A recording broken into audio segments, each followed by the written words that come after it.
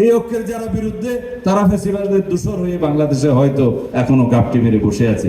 তারা ছাড়া সবাই আমরা ঐক্যবদ্ধ, এবং সেই ঐক্যবদ্ধ শক্তিকে আমরা অবশ্যই সমুন্নত রাখবো।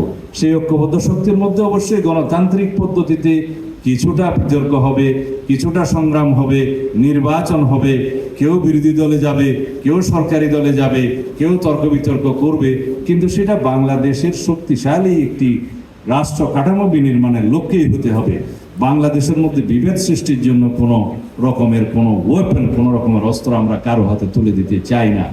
সেই জন্য আহ্বান জানাবো, আমরা যারা সংস্কারের পক্ষে কথা বলছি, শক্তিশালী গণতান্ত্রিক রাষ্ট্র বিনির্মাণের জন্য সাংবিধানিক সংস্কারের কথা বলছি, আমরা যারা মানবতা বিরোধী, গণহত্যাকারী এবং গণহত্যার জন্য দায়ী বাংলাদেশে ফ্যাসিস্টদের বিচারের কথা বলছি এবং সেই বিচার দাবি করছি, সেই বিচারের জন্য ঐক্যবদ্ধ হয়েছি, আমাদের সবাইকে এক জায়গায় দাঁড়াতে হবে। সেই প্ল্যাটফর্ম হবে গণ ঐক্য, সেই গণ ঐক্যের শক্তি হবে ফ্যাসিবাদ বিরোধী জাতীয় ঐক্য, এবং সেই ফ্যাসিবাদ বিরোধী জাতীয় ঐক্যকেই আমরা এগিয়ে নিয়ে যাব ঐক্যবদ্ধভাবে।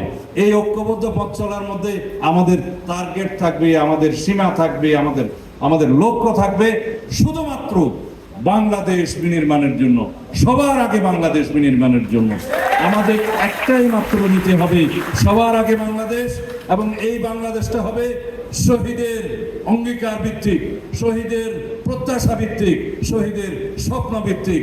এই আন্দোলনে, এই গণ অভ্যুত্থানে যারা রক্তদান করেছে এবং যারা পঙ্গুত্ব বরণ করেছে, যারা অন্ধত্ব বরণ করেছে, তাদেরকে আমাদের সবসময় জবাবদিহিতা করতে হবে তাদের কাছে।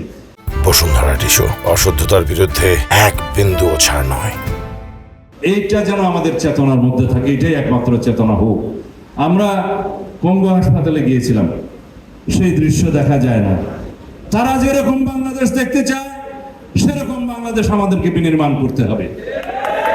যারা অন্ধত্ব বরণ করেছে তাদের সন্তানেরা, প্রজন্মরা চোখ দিয়ে দেখবে, বাপের পক্ষে সন্তান দেখবে, সন্তানের জন্য মা দেখবে, সেরকম একটা বাংলাদেশ আমরা বিনির্মাণ করি।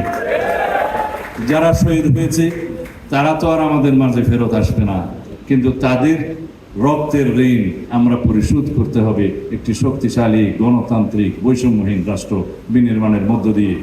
মনে রাখবেন, এই সুযোগ শতাব্দীতে একবারও আসে না। কোন দেশ শতাব্দীতে একবার স্বাধীনতার স্বাদ নিতে পারে। সেই দেশের স্বাধীনতা যদি আমরা রক্ষা করতে না পারি, সেটা পরাধীনতার নামান্তর হবে। যেই অবস্থা আমরা বিগত সময়ে দেখেছি, ফ্যাসিস্টদের সময় আমরা নামমাত্র স্বাধীন ছিলাম, আমাদের একটা ভূখণ্ড ছিল, একটা পতাকা ছিল, বাংলাদেশ নামে একটা রাষ্ট্র ছিল, কিন্তু সেই রাষ্ট্রটা পরিচালিত হতো অন্য জায়গা থেকে। সেরকম পরাধীনতা তো আমরা চাইনি।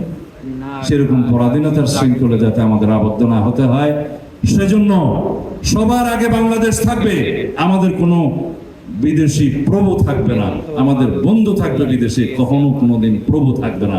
সে যত বড় রাষ্ট্রই হোক, যদি রাষ্ট্রের সার্বভৌমত্বের প্রশ্নে সেই দেশের জনগণ একটা প্রশ্ন ঐক্যবদ্ধ থাকে যে আমরা স্বাধীনতা, সার্বভৌমত্ব, গণতন্ত্রের জন্য সবাই ঐক্যবদ্ধ থাকবো, নিজেদের মধ্যে আমরা তর্ক বিতর্ক, লড়াই, নির্বাচন ইত্যাদি করব, কিন্তু ওই প্রশ্নে এক, সেই প্রশ্নে যদি আমরা এক থাকতে পারি, তাহলে বিদেশে আমাদের কোনোদিন বন্ধু ছাড়া প্রভু থাকবে না।